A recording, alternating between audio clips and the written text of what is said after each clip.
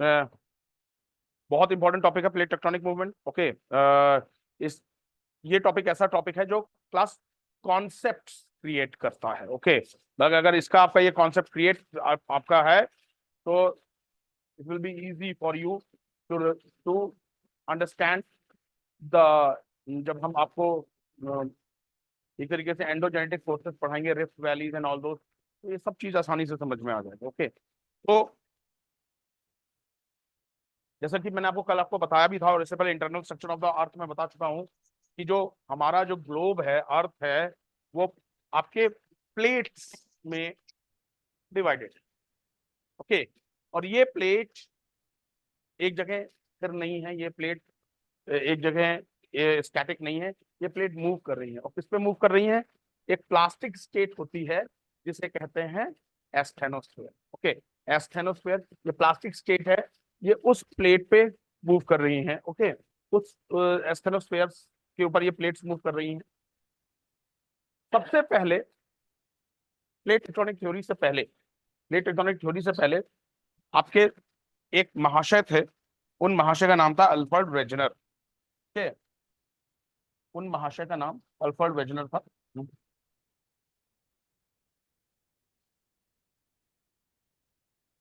Okay,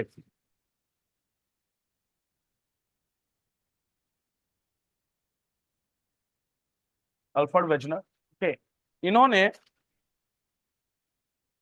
देखा कि अगर वर्ल्ड के मैप को इन्होंने क्लोजली ऑब्जर्व किया, और इन्होंने देखा कि वर्ल्ड के मैप के जो कॉन्टिनेंट्स हैं ये एक दूसरे के अंदर फिट हो सकते, जैसे साउथ अमेरिका और अफ्रीका एक दूसरे के अंदर जिगसॉ पजल वाला fit, south America. Okay, okay, Canada और आपके पोर्चुगल और स्पेन वाला एरिया, हडसन बे का कनाडा का जो यू शेप्ड है, वो उसमें फिट हो सकता है। तो इन्होंने इस तरीके से कहा, और इन्होंने एक जो थ्योरी निकाली, उस थ्योरी का नाम था आपके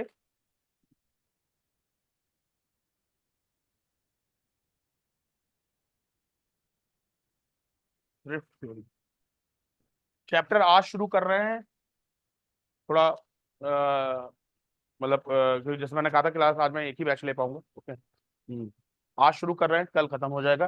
कल मॉडर्न इंडिया नहीं करेंगे, कल हम ये खत्म करेंगे। खत्म हो जा रहा है, दो लेक्चर में चैप्टर खत्म हो जा रहा है, क्या बुरी बात है? ओके, एक चैप्टर हो जाएगा, फिर मंडे से हम मतलब नया चैप्टर प्लेट टेक्टोनिक्स के बाद शायद अर्थक्वेक और वॉल्केनोज है।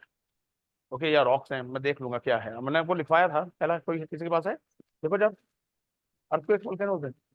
हाँ, तो वो इसके बाद मंडे को हम अर्थक्वेक वॉल्केनो शुरू करा दें। अर्थक्वेक, हाँ, अर्थक्वेक एंड वॉल्केनो। ओके, तो तो मंडे तो दो लेक्चर का टॉपिक है। हम सविनय अवज्ञा आंदोलन, सिविल डिसोबीडियंस मूवमेंट, मंडे को शुरू कर देंगे। ठीक है, फ्राइडे फ्राइडे को इंडियन ज्योग्राफी है। फ्राइडे को एक्चुअली गाइस,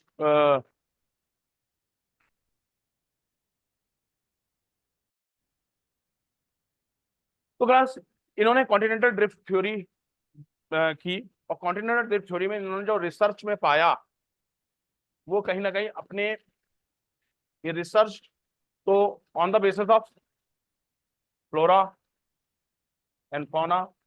ओके, जो इसके आपके एक तरीके से फॉसिल्स थे, वो कॉन्टिनेंट्स में सेम पाए गए। जैसे जो आपके साउथ अमेरिका में जो फॉसिल्स मिले थे, वही फॉसिल्स अफ्रीका में मिले थे। और अफ्रीका और साउथ अमेरिका के बीच में अटलांटिक ओशन है, तो वही सेम फॉसिल्स फ्लोरा और फौना के दो कॉन्टिनेंट में कैसे पाए जाते हैं? ओके, ये इस निष्कर्ष पे निकले, ये इस कंक्लूजन पे पहुंचे कि ये दो कॉन्टिनेंट आपस में जुड़े होंगे। ओके, बढ़िया था, लोगों ने एक्सेप्ट किया। बट कॉन्टिनेंटल ड्रिफ्ट थ्योरी कहाँ पे मात खाई, कहाँ पे ये नेगेटिव फिनोमेना आया, ये एक्सप्लेन नहीं कर पाए। ओके, इनका एक जो एक्सप्लेन था कि tidal force made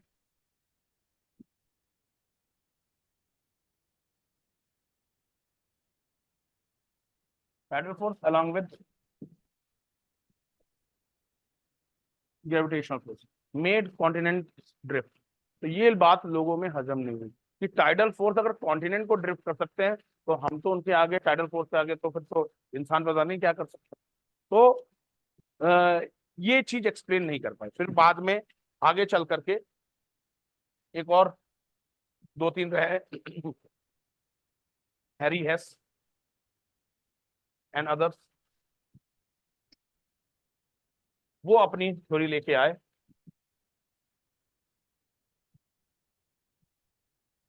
plate tectonic theory. और इस थ्योरी ने क्लियरली एक्सप्लेन कर दिया कि कॉन्टिनेंट्स मूव कैसे। ओके, क्लियर है? तो हेडिंग डालिए class, continental theory end plate tectonic theory. Chapter का नाम है continental theory end plate tectonic theory. Continental theory end plate tectonic theory.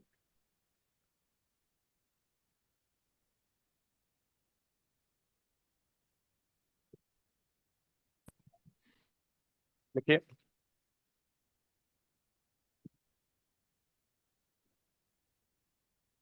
the continents and ocean basins are fundamental parts of the earth. Continents and the ocean basins are the fundamental parts of the earth.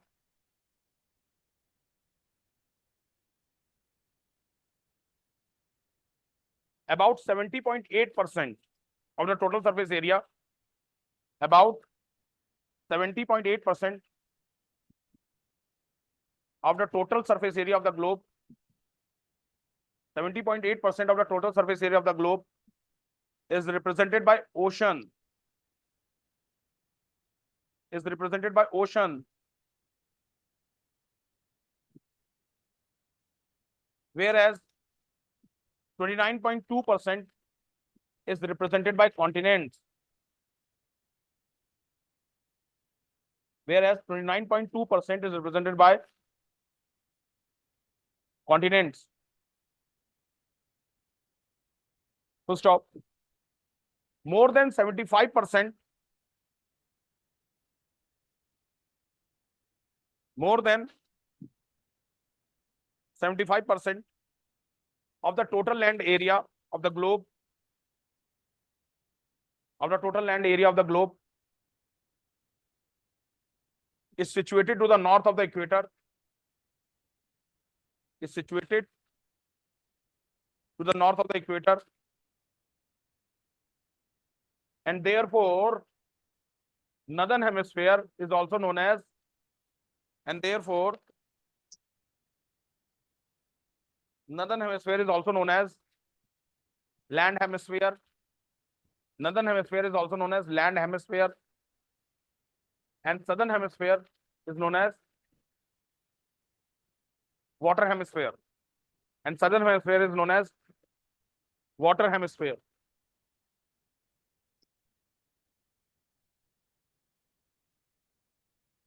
इसीलिए अब यहां से देखो connection निकालेंगे atmospheric winds में, यहां से connection निकालेंगे atmosphere.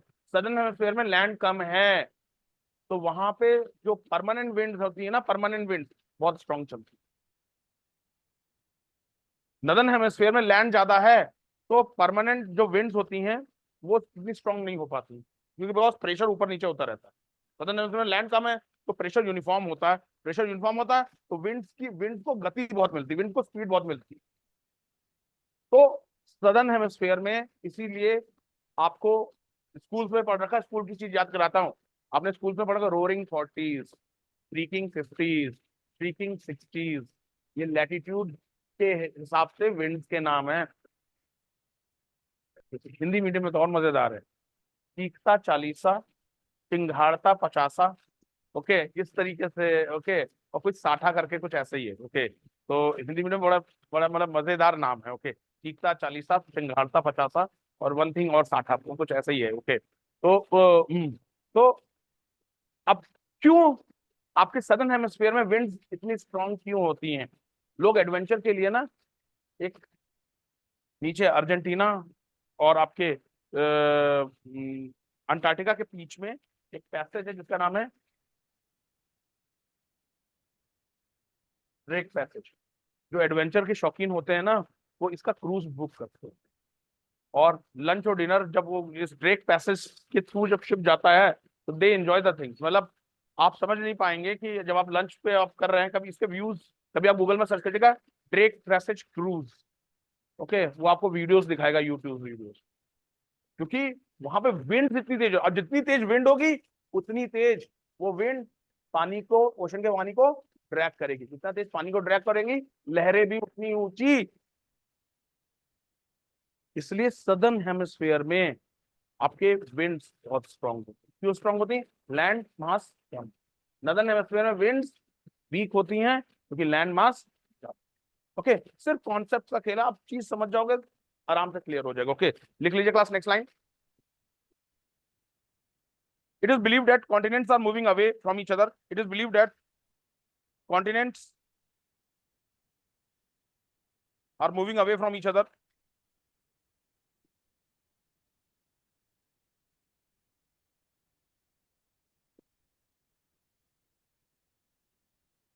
Full stop.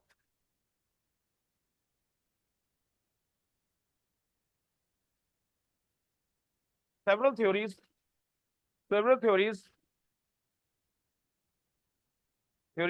have been put forward,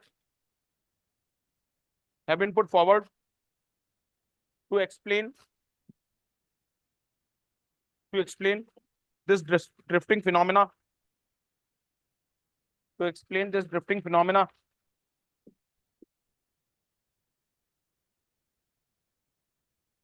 In 1912,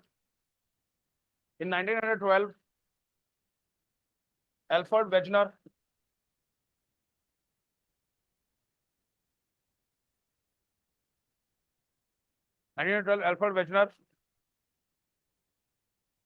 proposed the continental drift theory.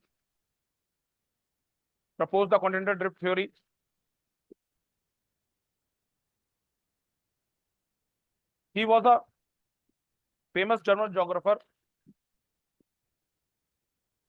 He was a famous German geographer who observed that present day continents can be joined together. Present day continent can be joined together. The continents can be joined together like a jigsaw fit, like a jig, to form a single land mass. To form a single land mass, and he called that land mass as Pangea. And he called that landmass as Pangea.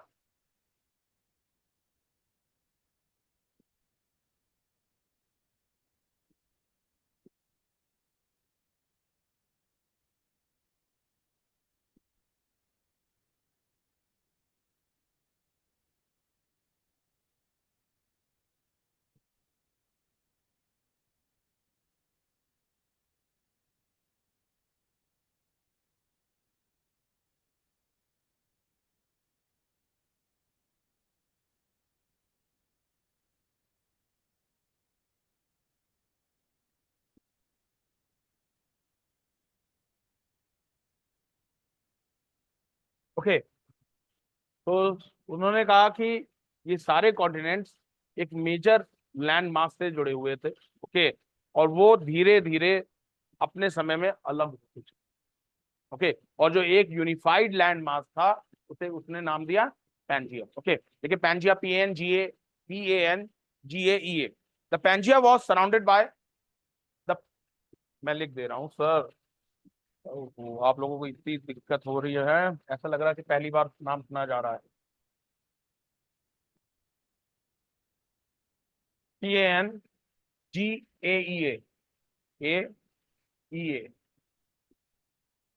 Pangaea. Pangaea. The Pangea was surrounded by vast ocean. The Pangea was surrounded by vast ocean.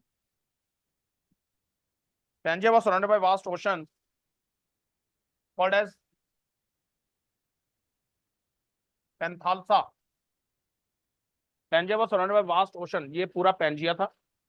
Pangea के आसपास जो ocean था उसे कहा गया Panthalassa. Panthalassa. About 150 million years ago, About 150 million years ago, Pangaea was broken into two parts. 150 million years ago, Pangaea was broken into two parts.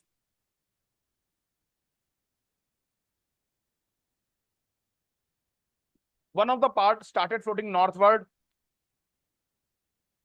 One of the parts started floating northward. One of the part started floating northward, whereas the other part southward, other part southward. The northern part was known as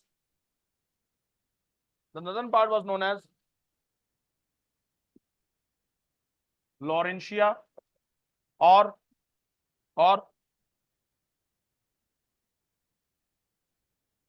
Angara land. Laurentia or Angara land. And southern part is known as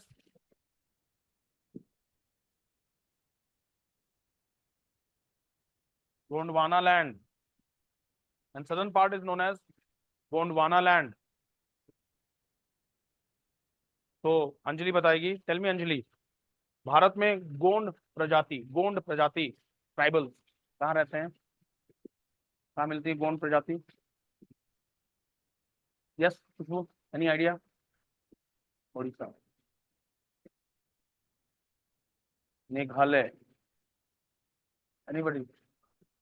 it is Kerala? नहीं, it's mostly Chhattisgarh, Madhya Pradesh, Jharkhand में. आपके कौन Gondwana land में, India में भी एक part Gondwana land है. वो किस में रिच है, किस मिनरल में रिच है? आपके या तो आपके वहां पे वो है कोल है.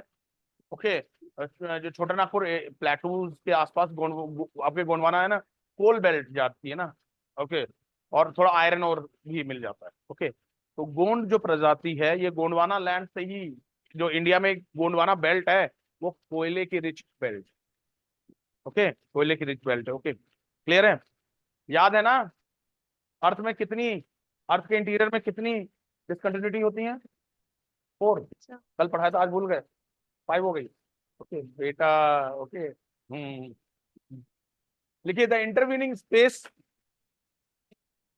Chhattisgarh, MP, Jharkhand, parts of Odisha में. ऐसा नहीं है कि ओडिशा में नहीं मिलता है. आप कहोगे सर ओडिशा रहेगा, पर मेजर जो इनकी जो गोंड्स की जो प्रजातियां, गोंड्स के जो ट्राइबल एरिया है वो आपके छत्तीसगढ़ में सबसे ज्यादा, थोड़ा बहुत एमपी के एरिया में, आपके एडजेसेंट, क्योंकि छत्तीसगढ़ से एडजेसेंट झारखंड है, झारखंड और नीचे एडजेसेंट ओडिशा है, तो ये इस एरिया में गोंड्स. और देखिए यही एरिया कोल रिच. कोल के कितने प्रकार, कोल के कितने प्रकार और नाम बता दीजिए. और पीट, very good, excellent, very good.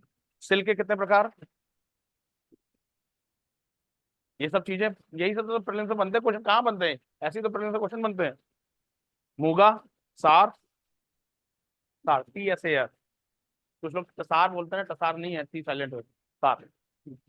एरी और ये सब. अभी सर इंडियन ज्योग्राफी में शायद यही एरिया बचा है सर का, मतलब एरिया वाइज वो प्रोडक्शन पढ़ाएंगे. ओके, और ये सब चीजें आपके प्रीलिम्स में पूछ ली जाती हैं. इसलिए फ्राइडे, अभी मैं कोशिश करेंगे कि आपके फ्राइडे सैटरडे सर की क्लास हो. तो जो आप फ्राइडे सैटरडे आपको एक बैच कम मिलता था, शायद अभी कुछ दिन तक एक एक्स्ट्रा बैच मिलना है, क्योंकि हम इंडियन ज्योग्राफी कंप्लीट कर देंगे. ठीक है, देखिए क्लास. और नए स्टूडेंट्स, आप चाहें तो बड़ोनी सर की क्लास में बैठ जाएगा, समझ में आ जाएगा. आप भी इंडियन हैं और 9, 10, 12 तक इंडिया ज्योग्राफी पढ़ रखी है, तो आपको ऐसा नहीं लगेगा कि कुछ नई चीज पढ़ाई जा रही है. वो आपको कोल रिजर्व डिस्ट्रीब्यूशन पढ़ाएंगे, वो आपको मिनरल डिस्ट्रीब्यूशन पढ़ाएंगे, वो आपको सॉइल्स के बारे में पढ़ाएंगे, सब चीज पढ़ी हुई है. बाकी ये क्लास फिर से रिपीट होगी, हमारे यहाँ साइक्लिकल सारी क्लासेस चलती रहती हैं. तो ये मत सोचिएगा कि ये क्लास खत्म हो रही है, अब हमारा तो छूट गया. आपका कुछ नहीं छूटा है, ये क्लास फिर साइकिल हो. बट मेरा हिसाब है कि अगर क्लासेस चल रही हैं, just go ahead and finish with the things. Okay, देखिए क्लास. तो Gondwana land, the intervening space between these two giant continents the intervening space between these two giant the intervening space between these two giant continental blocks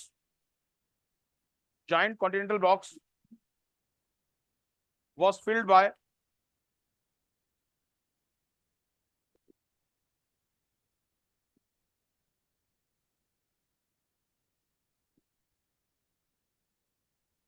continental blocks was filled up with narrow and shallow water body known as Tethys Sea, known as Tethys Sea.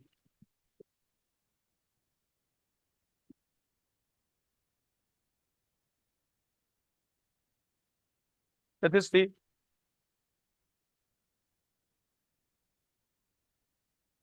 Later on, due to further disruption of Gondwana land, later on,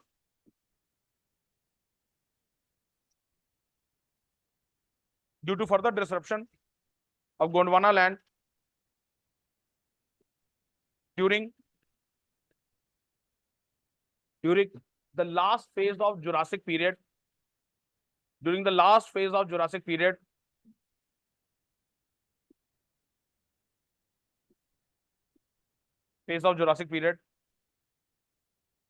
America, Africa, Peninsular India,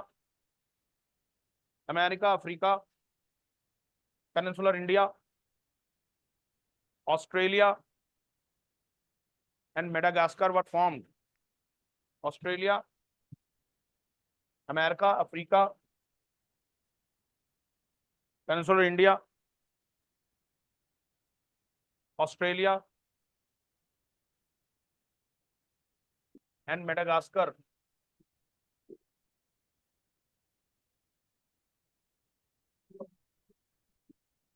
were formed.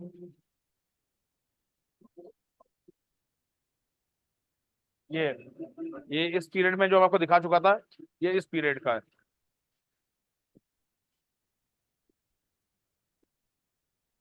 अब यहां से ये सारे continents Gondwana land से अलग, okay. Africa के इधर से अरेबियन पेनिनसुला, ओके। यहाँ अफ्रीका के जो हॉर्न ऑफ अफ्रीका है, इसके इधर मेडागास्कर था, और उसके साइड आपके इंडियन पेनिनसुलर का वो था। ये इधर का ये इस साइड का जो अफ्रीका है तो आपके, हाँ, और यहाँ पे ब्राजील का साओ पाउलो के एरिया, ठीक है। नीचे अंटार्कटिका है, यहाँ पे ये अंटार्कटिका है, और यहाँ पे अंटार्कटिका और इंडिया से दोनों से ऑस्ट्रेलिया अलग, ओके। तो ये एंड ऑफ जुरासिक पीरियड में ये अलग अलग शुरू हुए, और जिसमें इंडिया ने यूरेशियन प्लेट पे ट्राई की, और उसके कारण से हिमालय बने।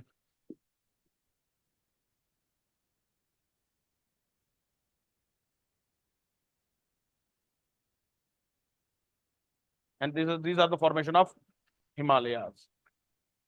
Okay, these are the formation of Himalayas.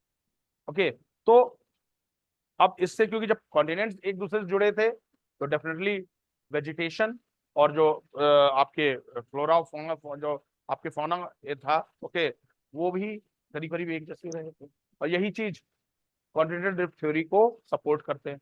But continental drift theory कहाँ पे उसके जो लेकुने हैं, उसका जो ड्रॉबैक है वो कहाँ आ जाता है कि वो ये नहीं बता पाए कि इतने बड़े कॉन्टिनेंटल ब्लॉक्स मूव कैसे।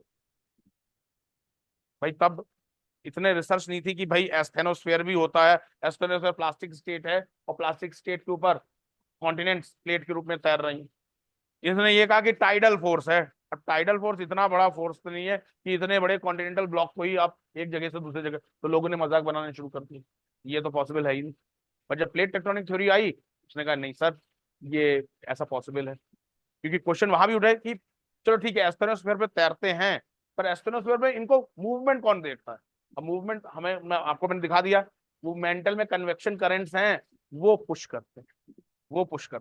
तो इस कारण से अब आज ये प्रूव्ड है कि आपके जो कॉन्टिनेंट्स हैं, दे आर मूविंग। जैसे मैंने आपको उस दिन बताया था, अगर आपने गूगल में सर्च भी किया होगा, अफ्रीका रिफ्ट वैली से आगे कुछ 100 या 500 ईयर्स के अंदर ब्रेक हो जाए। ओके, और वहां उसके बीच में नया ओशन जन्म ले। और वो जो अफ्रीका का जो रिफ्ट वैली का पार्ट है वो सेपरेट होकर के इंडिया में आकर के, उस कारण से जो महाराष्ट्र राष्ट्र का एरिया है ना, ये पूरा डेजर्ट हो जाए। और ये अभी की बात नहीं है, ये कम से कम, ठीक है वो कॉन्टिनेंटल क्रस्ट है ना, वो तो ऊपर की है ना। क्लियर है? ओके, लिखिए class. Madagascar were formed due to northward drift in peninsular India, due to northward drift, अच्छा मिलियन, हाँ मिलियन, मतलब मुंह से निकल गया सर। हाँ, मतलब अभी मैंने 1000 ईयर्स ही बोला था, ये बीच में 1000 ईयर, मतलब अब आप, इट इज नॉट कि आज का की बात नहीं है। हाँ ओके, मतलब आपके अफ्रीका से एक और, I think I have the image, मैंने पिछले लेक्चर में पढ़ाया भी था स्टूडेंट्स को, या मेरे मतलब मेन उसमें होगी, मेरे डेस्कटॉप में होगी सर, इसमें नहीं है, मेरे डेस्कटॉप में। तो ये कितनी बढ़िया आपकी इमेज है रिगार्डिंग द ट्रेंच फॉर्मेशन। यहाँ पे डाइवर्जेंट प्लेट बाउंड्री है, यहाँ पे कन्वर्जन प्लेट, और जब कन्वर्जन प्लेट बाउंड्री होती है ओशनिक प्लेट और कॉन्टिनेंटल प्लेट में होती है तो हमेशा ट्रेंच बनी, ट्रेंचेस बनी। ओके, लिखिए class, next line. Excuse me sir. Yes sir. Sir trench basically होता क्या है? ट्रेंच, गर्त।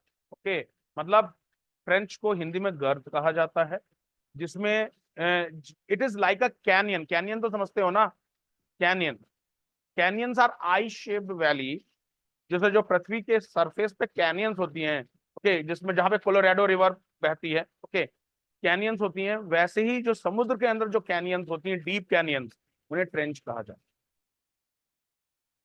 उन्हें ट्रेंच कहा। Okay, thank you. ओके, मैं अभी ये चीज पढ़ाऊंगा, प्लेट टेक्टोनिक थ्योरी का पार्ट है ट्रेंच। ओके, लिख लीजिए class, next line.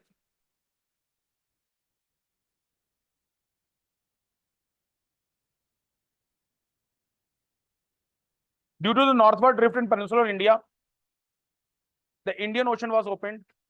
Due to the northward drift in peninsular India, Indian Ocean was opened.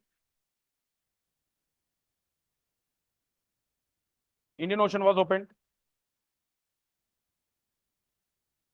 The Angara land was disrupted into. The Angara land was disrupted into North America, Europe, and Asia. North America, Europe, and Asia.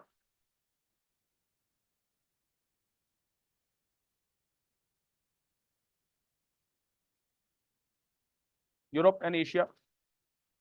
Due to westward drift of North and South America. Due to westward drift of North and South America, the Atlantic Ocean was formed. The Atlantic Ocean was formed. Because of the same westward movement of both Americas, because of the same westward movement of both Americas, because of the same westward movement of both Americas, Rockies and Andes mountain chains were formed.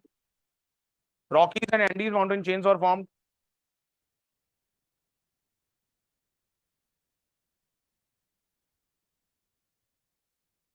Rockies and Andes mountain chains were formed. Northern Africa के कोई mountain range chains, northern Africa के mountain chain, Atlas नहीं,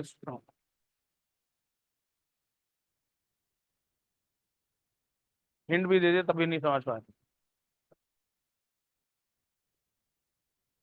Atlas mountain, Atlas mountain किस देश में है? Morocco, Morocco, Morocco, Morocco, very good, very good. Okay, देखो guys, एक चीज आपको फिर से बता दे रहा हूँ, civil services is not tough, civil service is vast. अगर सही तरीके से तैयारी की जाए, यहाँ जितने लोग बैठे हैं ना, सब में ये कैलिबर है कि सिविल सर्विस में सिलेक्ट, सब में ये कैलिबर। आधे ज्यादा लोग सही अप्रोच नहीं कर पाते, उनमें से कुछ लोग हैं जो सही अप्रोच के साथ उतना विल पावर नहीं रखते कि इसको एग्जाम को क्रैक कर सके। नहीं तो अदरवाइज कोई ये एग्जाम कोई अनोखा एग्जाम नहीं है। अभी मैंने बोला एटलस माउंटेन, एटलस माउंटेन कहाँ है? आपके एटलस माउंटेन आपका मोरक्को में है, मोरक्को के साइड। ओके, ये सब चीजें याद रखिए, वही लिखवा रहा हूँ। Similarly to the northward drift of Africa, similarly to the northward drift of Africa, Atlas Mountains were formed. Atlas Mountains were formed.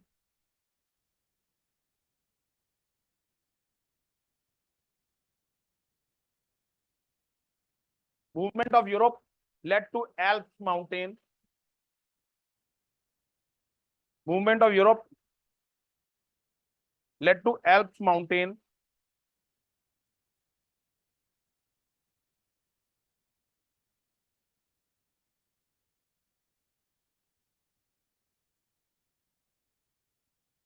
Alps Mountain. Just a minute, guys. Okay. Due to the northward movement of India, due to the northward movement of India, Himalayas were formed. Himalayas were formed. The present day Antarctica,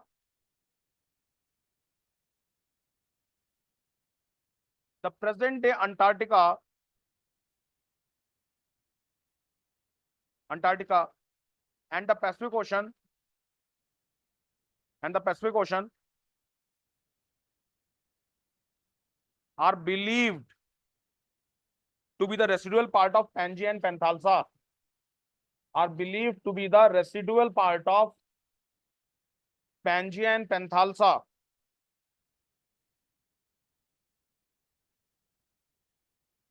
Pangaea and Panthalassa respectively.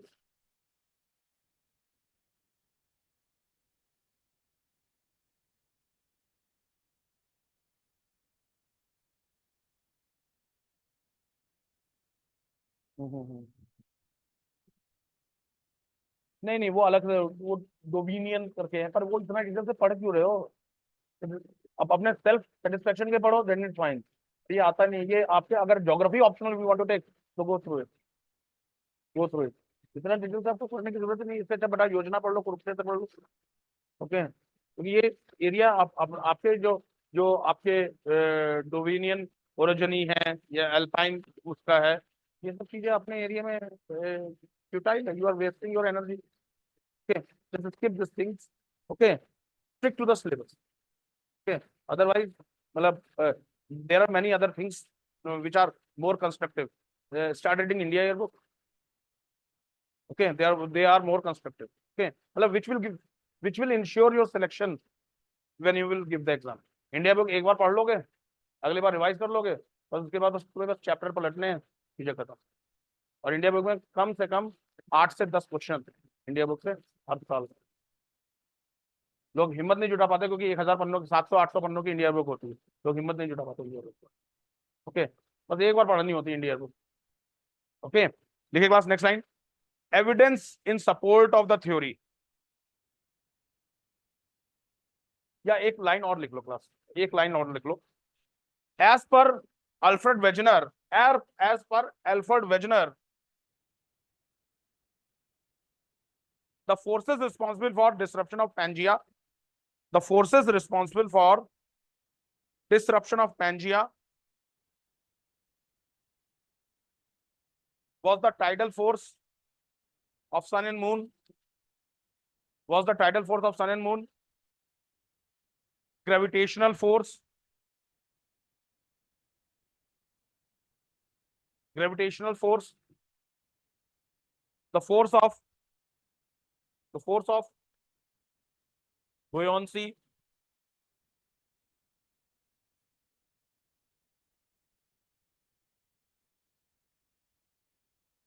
force of buoyancy,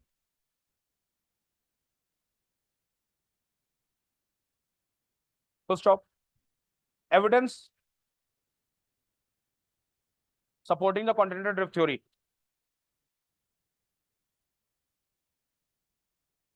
Evidence supporting the continental drift theory.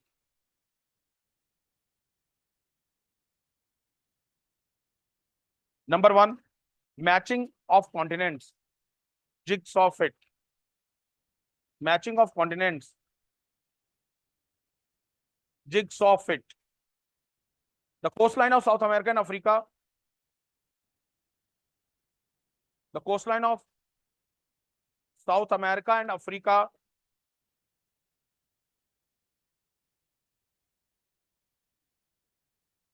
South Africa, America and Africa are fronting each other, have a remarkable and unique match, have a remarkable and unique match.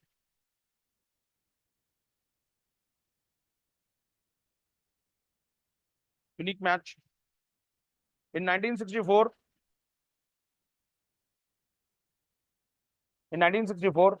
Bullard, B-U-L-L-A-R-D. In 1964, Bullard, B-U-L-L-A-R-D. Bullard created a map using a computer program.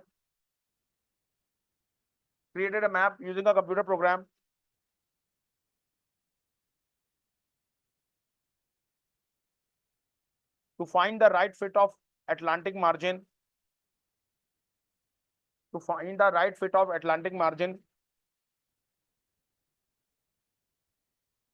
And it proved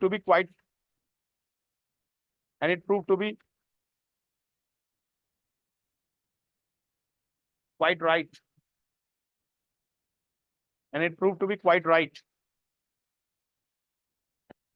Point number two, rocks of same ages across the oceans.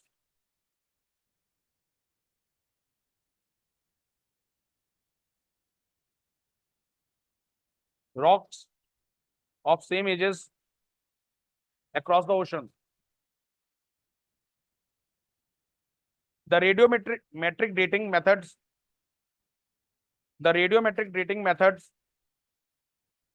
Have helped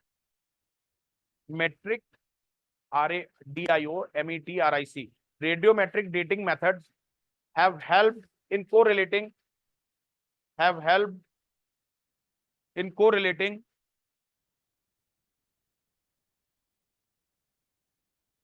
the formation of rocks present in different continents across the ocean. Formation of rocks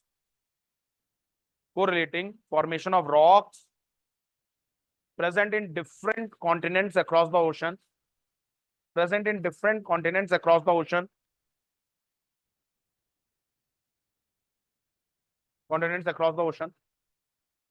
Because of the ancient rock belts,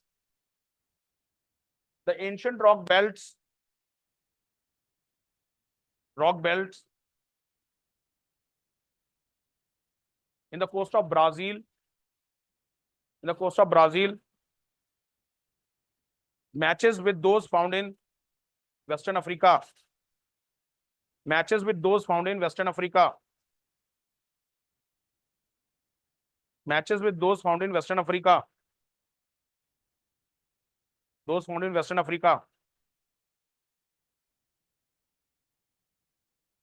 इसमें लिखेंगे next line, the old marine deposit found in coast of South America. The old marine deposit found in coast of South America and Africa belong to the same age. The old marine deposit found in coast of South America and Africa belong to the same age. This implies that ocean never existed before that time.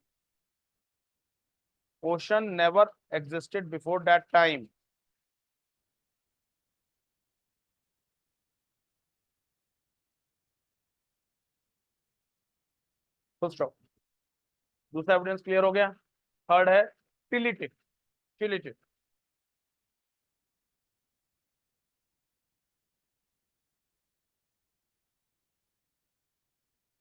टिलिटिक TILLITE।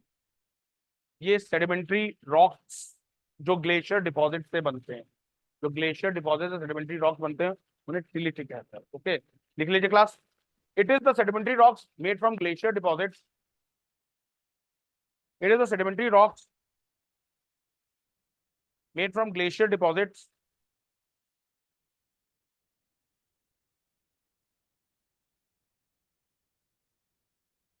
made from glacier deposits. The Gondwana system of sediments from India. The Gondwana system of sediments from India. The Gondwana system of sediments from India is recognized as having its counterpart is recognized as having its counterparts in 6 different land masses. Is recognized as having its counterpart in 6 different land masses in southern hemisphere. Different land masses in southern hemisphere.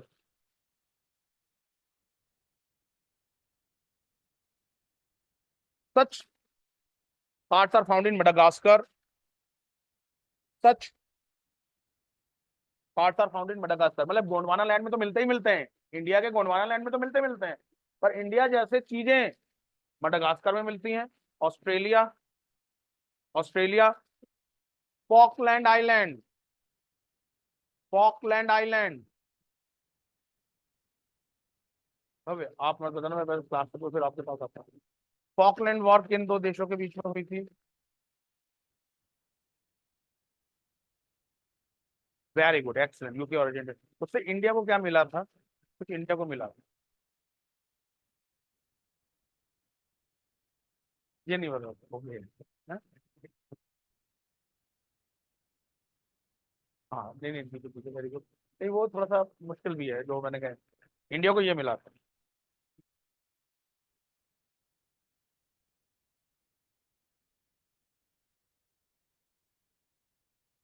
HMS Hermes. HMS Hermes is equal to INS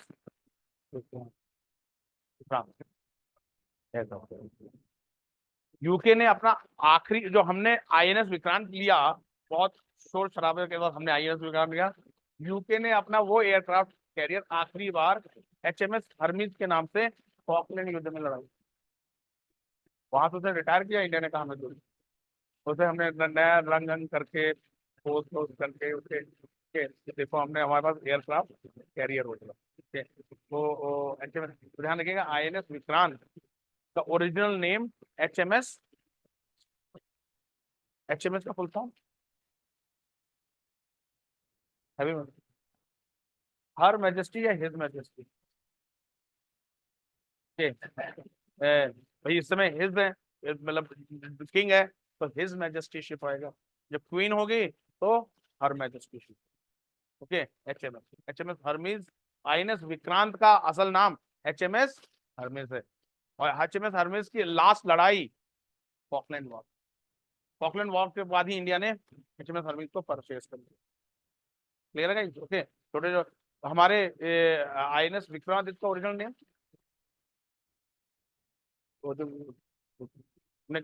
Russia से लिया है,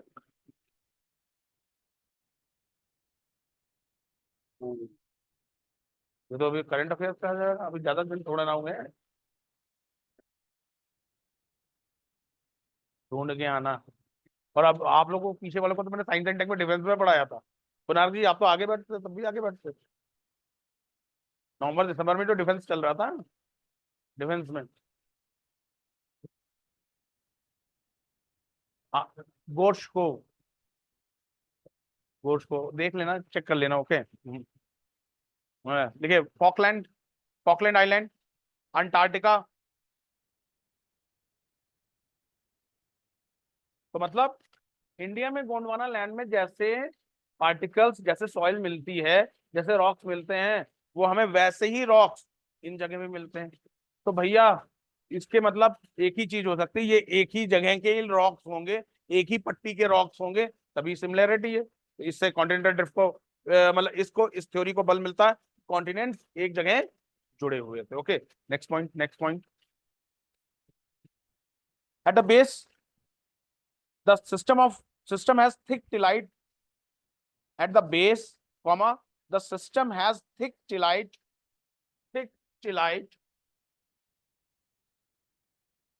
हो सकता है मैं pronunciation नहीं सही से कर रहा हूँ, ओके, तो कई बार कई जगह फ्रेंच और अलग तरह के प्रोनाउंसिएशन होते हैं। Okay, thick tillite signifying widespread and sustained glaciation, signifying widespread and sustained glaciation।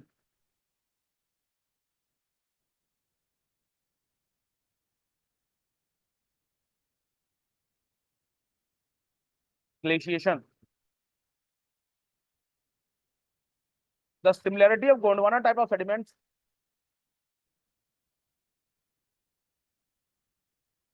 the similarity of Gondwana type of sediments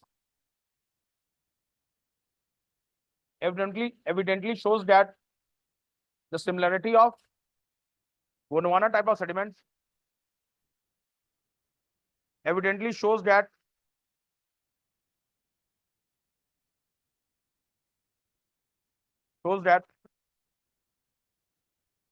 these landmass had exceptionally similar origins. These landmass has exceptionally similar origins.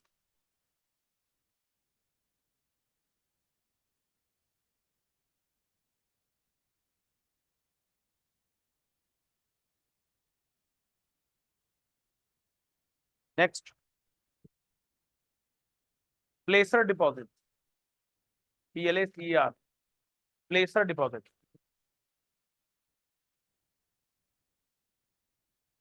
Glacier till, हाँ हाँ बस वही है, वही है, वही है। Glacier fluvio glacial deposit, fluvio till, glacier till. Okay, actually उसमें ना क्या है ना बेटा, ग्लेशियर में काफी सारे टर्म ना स्विस टर्म है, स्वीडिश टर्म है, तो दैट्स व्हाई मैं प्रोनाउंसिएशन जैसे रोश माउंटोन, रोश माउंटेन। ओके, हाँ बहुत ही अलग सा प्रोनाउंसिएशन है, दैट्स व्हाई। ओके, नेक्स्ट लिखेगा प्लेसर डिपॉजिट,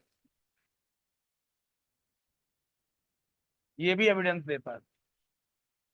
प्लेसर डिपॉजिट, प्लेसर डिपॉजिट मतलब वो minerals, heavy minerals like gold and other type of heavy, gold is heavy mineral, ध्यान रखिए गोल्ड हैवी मिनरल है, जो कि पृथ्वी बनते समय नीचे दब गए थे, नीचे दब गए थे, वेदरिंग ऑफ रॉक से थोड़ा ऊपर आ गए, और वो फिर कहीं ना कहीं नदियों के आने से या वाटर मूवमेंट से वो नदियों में बह करके आते हैं, उन्हें कहते हैं प्लेसर डिपॉजिट्स।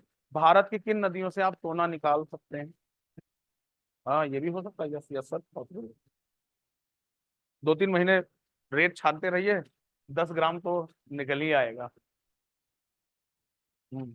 भारत में 2 नदियां हैं जहां जो कि सोने का है, एक सोन नदी और दूसरी इंदस। इंदस तिब्बत के बीच 2 नदियों में प्लेसर डिपॉजिट्स हैं, और गोल्ड के प्लेसर डिपॉजिट, एक तो सोन। ओके, वही ना क्लास इस बार इंडियन ज्योग्राफी सर ने पढ़ाई है, वैसे अगर मैं पढ़ाता तो मैं तो ये सब चीजें मतलब कहते नहीं है वो दही और दाल में तड़का लगता है ना, ये सब तड़का मार करके पढ़ाता। ओके, तो जिससे थोड़ा लेक्चर भी इंटरेस्टिंग होता है और आपको एक्स्ट्रा नॉलेज भी मिलती है। ओके, सोन नदी की बालू में रेत में सोने के कण, छानते जाइए छानते जाइए छानते जाइए, कभी ना कभी तो आपको सफलता मिलेगी। ऐसे ही इंदस जो तिब्बत प्लेटू से आती है लद्दाख के रीजन में, वहां पे सोने के कण मिलते हैं। और ऐसे डिपॉजिट को क्या कहा जाता है ज्योग्राफी में? प्लेसर डिपॉजिट। प्लेसर डिपॉजिट समझ गए? जब पृथ्वी ठंडी हो रही थी तो हैवी मिनरल्स नीचे बैठ गए, आगे चल के जब वेदरिंग हुआ तो वेदरिंग से सॉइल ऊपर की हट गई, अब वो मिनरल्स पानी के साइड आ करके नदियों में उसके कण बह करके आ, और उसे कहते हैं, इसी से सोन नदी को सोन बोला जाता है, सोन नदी। ओके, क्लियर है? ओके, देखिए class, प्लेसर deposit, the present of abundant प्लेसर deposits of gold, The presence of abundant placer deposit of gold along the Ghana coast. The presence of abundant placer deposit of gold along the Ghana coast. घाना किस continent में है? Africa में. Ghana coast, and complete lack of it. The presence of abundant placer deposit of gold along the Ghana coast and the complete lack of its source rock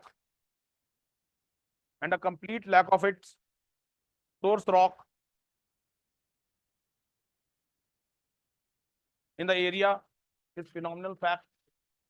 Area is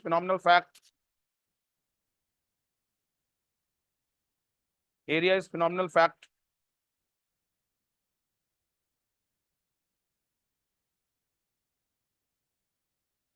Point number 2. The gold bearing veins. The gold bearing veins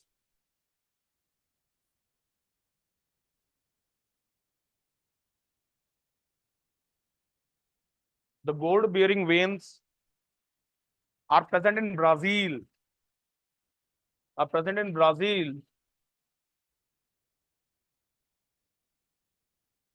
And it is quite similar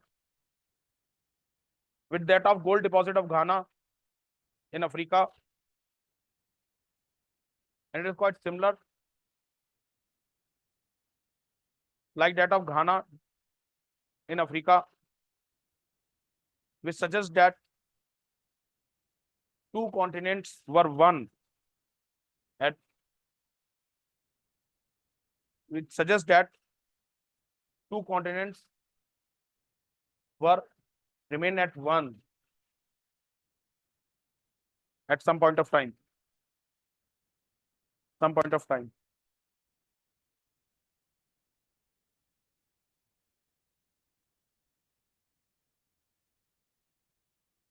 Next, distribution of fossils.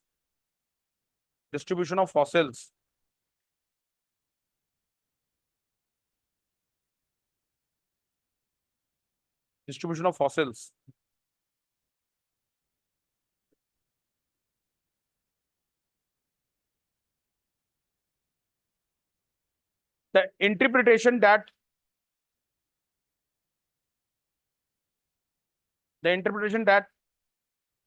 lemur, Google में देख लेना, एक animal होता lemur. Okay, lemurs occur in India, Africa and Madagascar.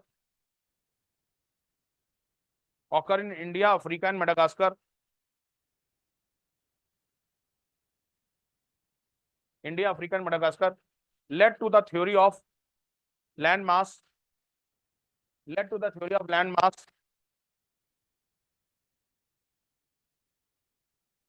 Lemuria led to the theory of land mass. Lemuria, connecting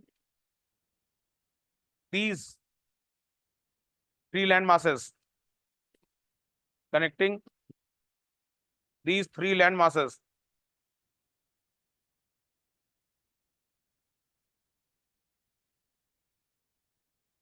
Point number second.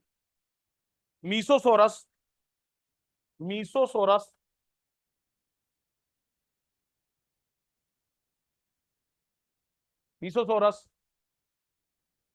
was a tiny reptile adapted to shallow brackish water. Brackish water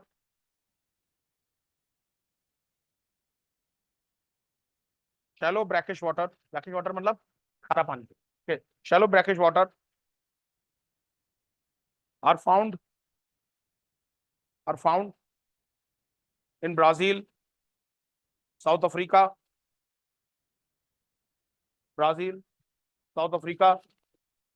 and Australia. This suggests that these landmass were the part of Gondwana land. These suggest that these landmarks were the part of Gondwana land.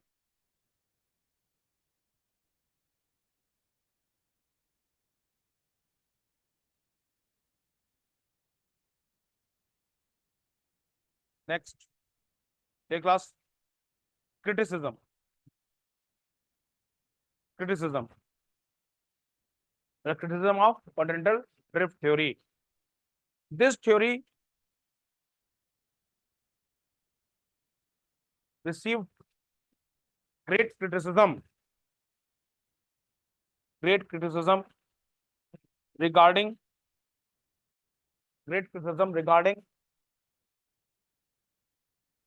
regarding the cause of drift. Regarding the cause of drift, the critics called tidal force, buoyancy of seas. The critics called tidal force, buoyancy, B-U-O-Y-A-N-C-Y, buoyancy of seas, and gravitational force as illogical,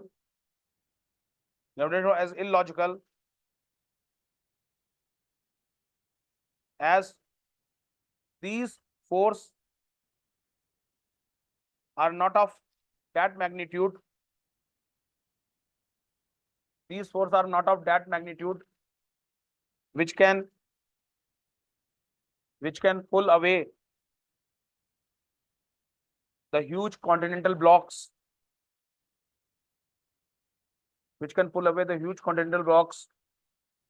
which are million of times stronger, which are million of times stronger. Full stop. Okay.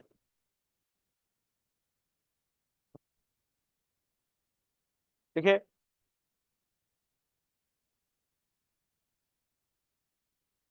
Next point. Modern theories like plate tectonic theory.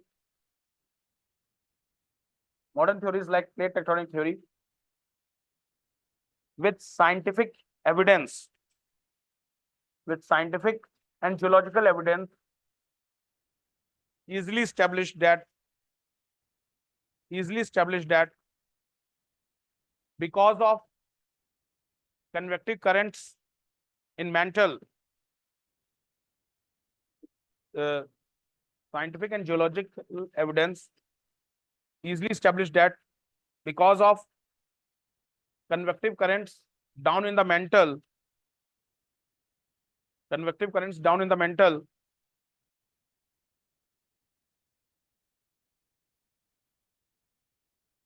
can drift the continents apart,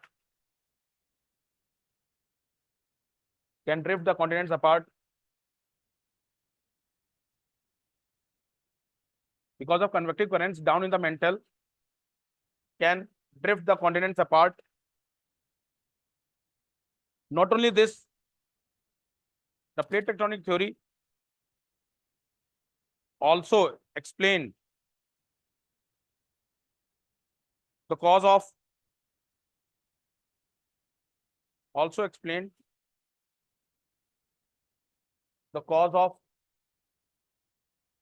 volcanism as well as earthquake, volcanism as well as